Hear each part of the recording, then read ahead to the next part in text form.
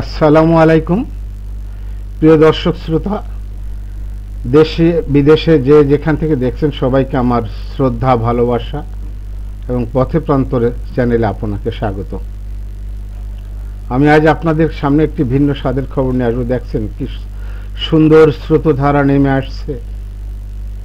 এটি হচ্ছে একটি ভোলাগঞ্জ, সিলেটের সীমান্তবর্তী ভোলাগঞ্জ। সাদা পাথর প্রকৃতির এক অসাধারণ সৃষ্টি, যা দেশ বিদেশের পর্যটকদের কাছে এক নতুন দিগন্ত উন্মোচন করেছিল। ধলাই নদীর উপর অবস্থিত এই স্থানটি শুধু এক প্রাকৃতিক সৌন্দর্যের জন্যই নয়, বরং হাজার হাজার মানুষের কর্মসংস্থান এবং স্থানীয় অর্থনীতির মেরুদণ্ড হিসেবে গুরুত্বপূর্ণ ভূমিকা পালন করেছিল। আপনারা দেখছেন কিভাবে ভোলাগঞ্জ যাওয়া যায় সেই দৃশ্য। এই যে নৌকাগুলো, এগুলো ভাড়া করে দেখেন। এর স্বচ্ছ জলধারা, বিশাল সাদা পাথরের স্তূপ এবং চারপাশের পাহাড়ের মনোরম দৃশ্য এক অনবদ্য প্রাকৃতিক পরিবেশ তৈরি করেছিল। কিন্তু সাম্প্রতিক 5ই আগস্ট 2024 সালের পর এক শ্রেণীর লুটেরা লুটপাট করে এই সাদা পাথর সব খেয়েছে। কি স্বচ্ছ জলধারা, কি চমৎকার, মন আকৃষ্ট হয়। ভ্রমণ পিপাসুরা এখানে এসে আনন্দ ভোগ করত। কি চমৎকার! এই ভোলাগঞ্জ সাদা পাথরের মূল উৎস হচ্ছে প্রতিবেশী রাষ্ট্র ভারতের মেঘালয় রাজ্য থেকে নেমে আসা পাহাড়ি ঢল। ধলাই নদীর উজানে অবস্থিত ছাতক ও সুনামগঞ্জ থেকে পাথর উত্তোলনের দীর্ঘ ঐতিহ্য ছিল। দেখেন আজ বিরান মরুভূমি নেই, সব লুটপাট করে খেয়েছে এই লুটেরা। 32 নম্বর ভেঙেছিল, সেখানে গুপ্তধন পাবে এই আশায়, সেখানে গুপ্তধন না পেয়ে ভোলাগঞ্জ সাদা পাথরের এই প্রাকৃতিক খনিজ সম্পদ লুটে নিয়েছে। এই লুটপাট তারা খেয়ে দিয়েছে প্রায় 200-250 কোটি টাকার। যদিও বিগত আওয়ামী লীগ সরকার এখানে দুর্নীতি করেছে অনেক, কিন্তু তারা এই সাদা পাথরে হাত দেয়নি। আর 5ই আগস্টের পর ডক্টর মোহাম্মদ ইউনূস মাননীয় উপদেষ্টা, যিনি এসেই 666 কোটি টাকা তিনি ওনার পকেটে ভরেছেন। আর সেখান থেকে উৎসাহিত হয়ে এক শ্রেণীর ধান্দাবাজ প্রভাবশালী লুটপাটকারী লুটপাট করে নিয়েছে এই ভোলাগঞ্জকে। আপনারা দেখছেন বিরান, কি সৌন্দর্যের আধার ছিল এই ভোলাগঞ্জ। আজ সেখানে ধুধু বালু চর। হায়, আর কি খাবে ওরা? খেয়ে দিয়েছে সব। হায় আল্লাহ, রক্ষা করো এদের হাত থেকে।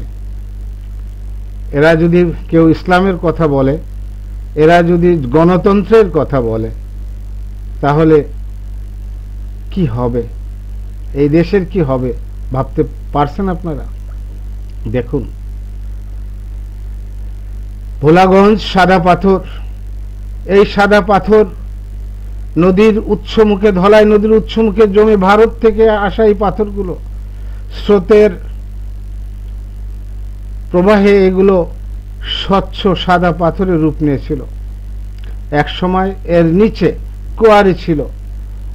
পরিবেশ অধিদপ্তরের নিষেধাজ্ঞার কারণে বিগত সরকারের আমলে এখানে পাথর উত্তোলন বন্ধ ছিল। আমাদের 5ই আগস্টের পর যারা পরিবেশ উপদেষ্টা হয়েছেন, ম্যাডাম রিজওয়ানা, তার সৌন্দর্য বৃদ্ধি পেল, প্রকৃতির সৌন্দর্য কিন্তু তিনি খুইয়েছেন। উনি কি করছেন, কি করেছেন, কোথায় ছিলেন ওনারা? জ্বালানি ও খনিজ সম্পদ মন্ত্রণালয়ের কর্মকর্তারা কোথায় ছিলেন? আপনারা দেখুন কি বিরান মরুভূমি। ভোলাগঞ্জ প্রাকৃতিক, পরিবেশ এবং অর্থনৈতিক গুরুত্বের পাশাপাশি সাম্প্রতিক সময়ে একটি বড় সংকটের মুখোমুখি হয়ে গেছে। এই সংকট উত্তরণের কোনো উপায় নেই। প্রশাসন অনেক দিন পরে প্রশাসনের ঘুম ভাঙলেও এই দুর্ঘটনা সংঘটিত হয়েছে প্রশাসনের নাকের ডগায়। আসলে প্রশাসনই বা কি করবে? প্রশাসন ছিল নিরুপায়।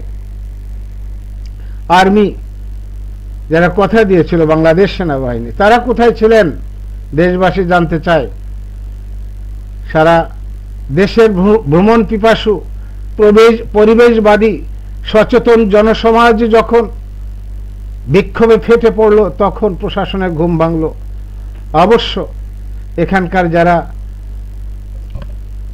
এই কোম্পানিগঞ্জের যারা যিনি দায়িত্বে ছিলেন ইউএনও মহোদয় এবং জেলা প্রশাসক মহোদয়, তাদেরকে অপসারণ করা হয়েছে দায়িত্ব, এখানে সিলেট থেকে তাদেরকে উঠিয়ে নেওয়া হয়েছে। কিন্তু এই পাথর উদ্ধারের কাজ চলছে, প্রশংসনীয় একটা উদ্যোগ। এই ভোলাগঞ্জ কি ফিরে পাবে সেই আগের সৌন্দর্য? ভোলাগঞ্জ কি ফিরে পাবে সেই পূর্বের সৌন্দর্য? পর্যটক অনেকেই নাখোশ পর্যটন শিল্পে। এই ভোলাগঞ্জ পর্যটন শিল্পে সিলেটে একটি লাখো লাখো মানুষের কর্মসংস্থান হতো। হোটেল, রেস্তোরাঁ, আবাসিক হোটেলগুলো এখানে দারুণ ব্যবসা করতো, এখানে কোটি কোটি টাকার বিনিয়োগ আসতো এখান থেকে। কিন্তু আজ কোথায়? এখন পাথরগুলো উদ্ধার করা হচ্ছে, কিন্তু সব পাথর কি উদ্ধার হবে? ভ্রমণ পিপাসু জনগণ জানতে চায়, এই পাথর, সব পাথর কি উদ্ধার হবে? আগের পূর্বের অবস্থায় কি ভোলাগঞ্জ ফিরে আসবে? ভোলাগঞ্জ কি সেই স্বচ্ছ পানির প্রবাহ, সেই জলধারা আবার ফিরে পাবে কি? না, এই নদীর উৎসমুখ ধ্বংসের মুখোমুখি। আমরা চাই ভোলাগঞ্জ সাদা পাথর তার পূর্বের সৌন্দর্যে ফিরে পাক, ফিরে আসুক পূর্বের সৌন্দর্যে। ভ্রমণ পিপাসুরা এখন আর ভোলাগঞ্জে যেতে চায় না। আপনারা জানেন 5 আগস্ট পরবর্তী সময়ে অসাধু সিন্ডিকেট চক্র প্রশাসনের নাকের ডগায় এই পাথর লুটপাট, চুরি, বাটপাড়িতে লিপ্ত হয়ে পড়েছে। অবৈধভাবে কার্যক্রমের ফলে একদিকে যেমন প্রাকৃতিক সৌন্দর্য মারাত্মকভাবে ক্ষতিগ্রস্ত হয়েছে, তেমনি রাজস্ব হারিয়েছে লক্ষ লক্ষ। এই অবস্থায় আবার কি ফিরে আসবে সেই ভোলাগঞ্জ? প্রিয় দেশবাসী, আপনাদের কাছে প্রশ্ন, সচেতন হতে হবে।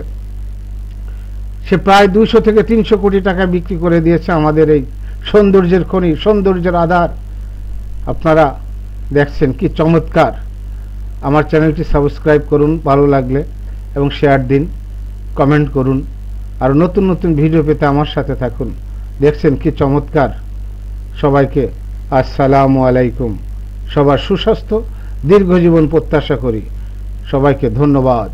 কি চমৎকার জলধারা, কি চমৎকার। ও, ফিরে আসুক সেই পূর্বের সৌন্দর্যে আমাদের ভোলাগঞ্জ।